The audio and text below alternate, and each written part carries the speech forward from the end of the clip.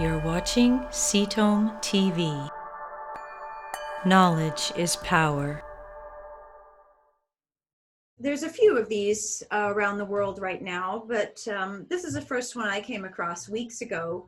And Johns Hopkins is such a reputable source. So I encourage you to have a look at this one. What you see on this site, if you haven't seen sites like it before, is on the left-hand side in red, you see the total confirmed cases of people infected with COVID-19 around the world. You also can see by scrolling through here, the numbers per country. I'm in Canada. We have 4,682 as of now, which is March 27th. The United States just beneath us has 101.5 thousand, which is surpassing Italy and China very rapidly. Their curve is pretty high right now. We have countries like South Korea who started out with a very steep curve, but because they had experienced two pandemics in about the last 10 years, they had a very rapid response. They knew what to do. They did everything right. And so they've really managed to keep the spread of the disease, the virus, to a minimum. If we go back over here, let me just refresh again. What we're seeing on the right-hand side is two categories. In white, as you can see, the number of people who have died from COVID-19 worldwide. And in green, the numbers who are recovered. The variance between the total confirmed and total deaths at this time is about 4%.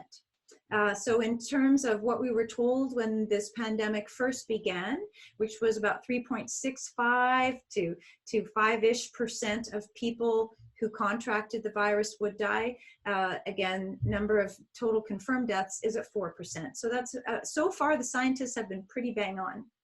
Another site that I want you to know about if you're in Canada is this site by the Government of Canada. I have a PDF for you, by the way, with all of these links on it. It'll be linked with this video, so you'll be able to just click on those and find these yourself or add them to your daily digest if you're looking into this stuff. But what I like about this site is that it's very country specific. It talks about number of confirmed as well as probable cases and the number of people who have died from COVID-19. We can see that if you were watching Canada at all, then when this whole pandemic first began, it really kind of took off in two places. It took off in BC and in Ontario. And in fact, for a while, BC had the highest number. And then Ontario surpassed us. But as you can see, Quebec has doubled Ontario, and they're putting some stringent guidelines in place to keep people in place to slow the growth of COVID.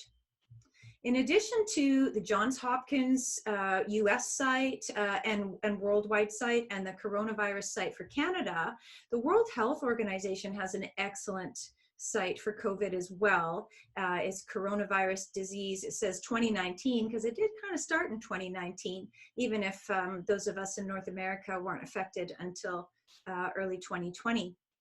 What I love about this site, aside from the fact that it's science-based, it's worldwide. If you look on the right here, they've got basic FAQ, they've got a worldwide travel advice, situation reports for all the major sites of this pandemic, media resources if you're in the media, and they've also got a lovely Mythbusters section here where they're addressing some of the common misperceptions, and we're going to talk about a couple of those in just a few minutes. But this is an excellent resource. Thank you for watching CTOM TV.